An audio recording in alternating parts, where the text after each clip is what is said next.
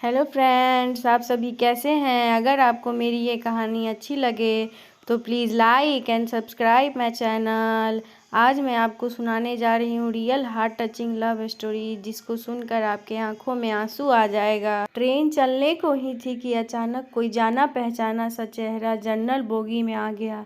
मैं अकेले सफ़र पर थी, सब अजनबी चेहरे थे। स्लीपर का टिकट नहीं मिला तो जनरल डिब्बे में ही बैठना पड़ा, मगर यहाँ ऐसे हालात में उस शख्स से मिलना ज़िंदगी के लिए एक संजीवनी के समान था। ज़िंदगी भी कमबख्त कभी कभी अजीब से मोड़ पर ले आती है, ऐसे हालातों से सामना करवा देती है जिसकी कल्पना तो क्या कभी ख्याल भी नहीं कर सकते।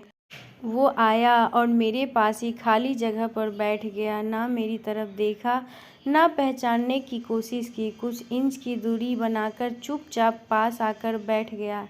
बाहर सावन की रिमझिम लगी थी, इस कारण वो कुछ भीग गया था। मैंने कनखियों से नज़र बचाकर उसे देखा। उम्र के इस मोड़ पर भी कमबख्त वैसा का वैसा ही था। हाँ, कुछ भारी हो गया था, मगर इतना ज़्यादा भी नहीं। फिर उसने जेब से चश्मा निकाला और मोबाइल में लग गया। चश्मा देखकर मुझे कुछ आश्चर्य हुआ। उम्र का यही एक निशाना उस पर नज़र आया था कि आंखों पर चश्मा चढ़ गया था, चेहरे पर और सर पे। मैंने सफ़ेद बाल खोजने की कोशिश की, मगर मुझे नहीं दिखे। मैंने जल्दी से सर पर साड़ी का पल्लू डाल लिया, बालों को डाई किए। काफ़ी दिन हो गए थे मुझे, ज़्यादा तो नहीं थे सफ़ेद बाल मेरे सर पे, मगर इतने ज़रूर थे कि गौर से देखो तो नज़र आ जाए। मैंने उठकर बाथरूम गई, हैंडबैग से फेस वॉश निकाला, चेहरे को ढंग से धोया, फिर शीशे में चेहरे को गौर से देखा। पसंद तो नहीं आया, मगर अजीब सा मुंह बनाकर मैंने शीशा वापस बैग में डाला और वापस अपनी जगह पर आ गई। मगर वो साहब तो खिड़की की तरफ से मेरा बैग सरकाकर खुद खिड़की के पास बैठ गए थे। मुझे पूरी तरह देखा भी नहीं, बस बिना देखे ही कहा सॉरी। भाग कर चढ़ा तो पसीना आ गया था, थोड़ा सूख जाए फिर अपनी जगह बैठ जाऊंगा। फिर वह अपने मोबाइल में लग गया। मेरी इच्छा जानने की कोशिश भी नहीं की। उसकी यही बात हमेशा बुरी लगती थी, फिर भी ना जाने उसमें ऐसा क्या था कि आज तक मैंने उसे नहीं भुलाया। एक वो था कि 10 सालों में ही भूल गया। मैंने सोचा शायद अभी तक गौर नहीं किया, पहचान लेगा। थोड़ी मोटी हो गई हूँ शायद, इसलिए नहीं पहचाना।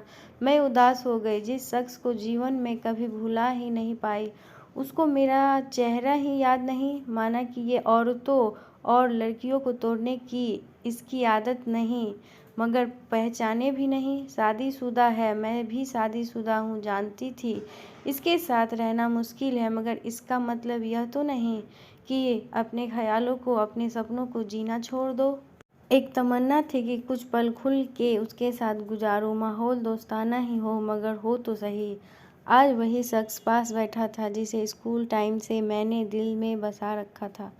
सोशल मीडिया पर उसके सारे अकाउंट चोरी छुपे देखा करती थी। उसकी हर कविता, हर शायरी में खुद को खोजा करती थी। वह तो आज पहचान ही नहीं रहा। मान के हम लोगों में कभी प्यार की पींगी नहीं चली, ना कभी इजहार हुआ। हाँ, वो हमेशा मेरी केयर करता था और मैं उसकी केयर करती थी।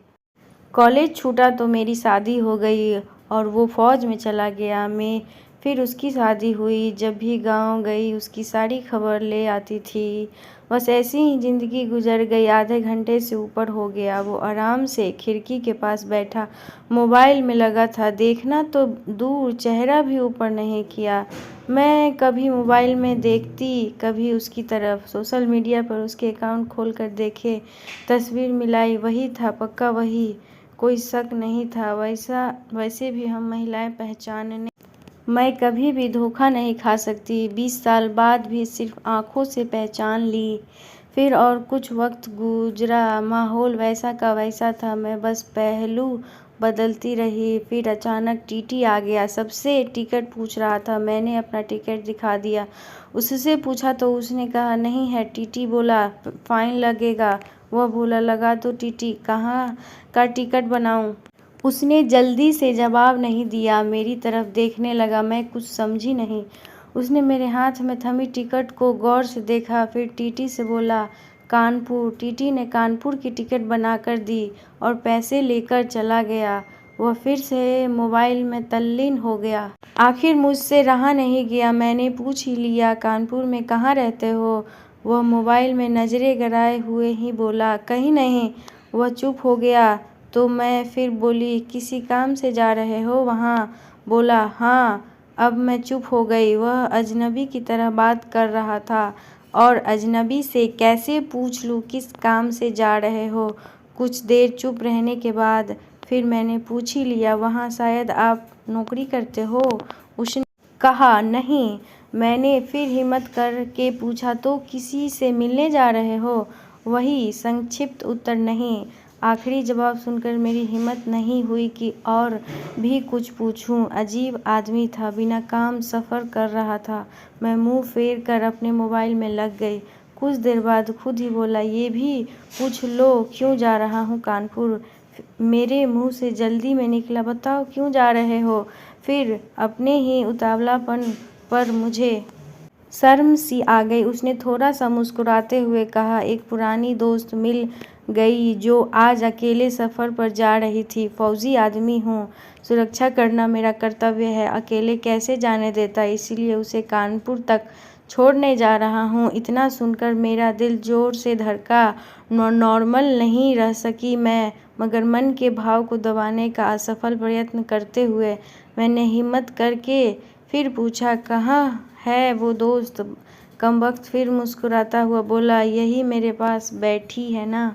इतना सुनकर मेरे सब कुछ समझ में आ गया कि क्यों उसने टिकट नहीं लिया, क्योंकि उसे तो पता ही नहीं था कि मैं कहाँ जा रही हूँ। सिर्फ और सिर्फ मेरे लिए वह दिल्ली से कानपुर का सफ़र कर रहा था। जानकर इतनी खुशी मिली कि आंखों में आंसू आ गया।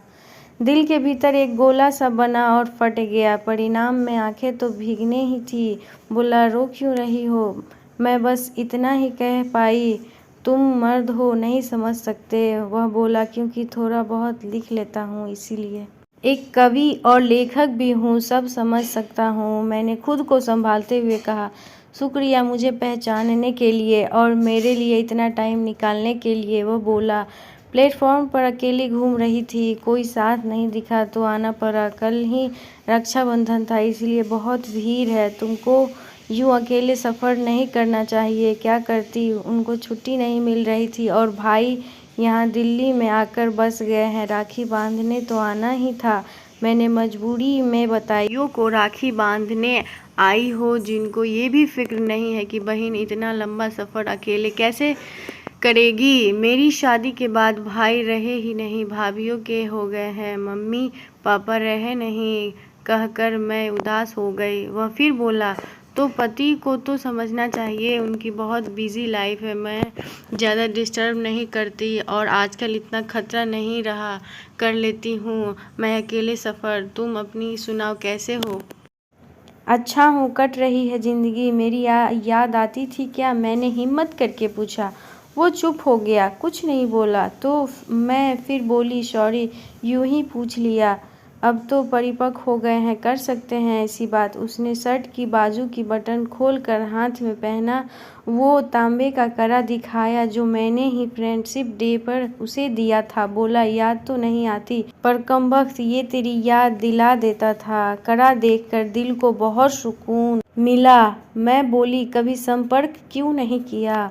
वह बोला, डिस्टर्ब नहीं करना चाहता था। तुम्हारी अपनी ज़िंदगी और मेरी अपनी ज़िंदगी है। मैंने डरते डरते पूछा, तुम्हें छू लूँ? वह बोला, पाप नहीं लगेगा? मैं बोली, नहीं, छूने से नहीं लगता। और फिर मैं कानपुर तक उसका हाथ पकड़कर बैठी रही।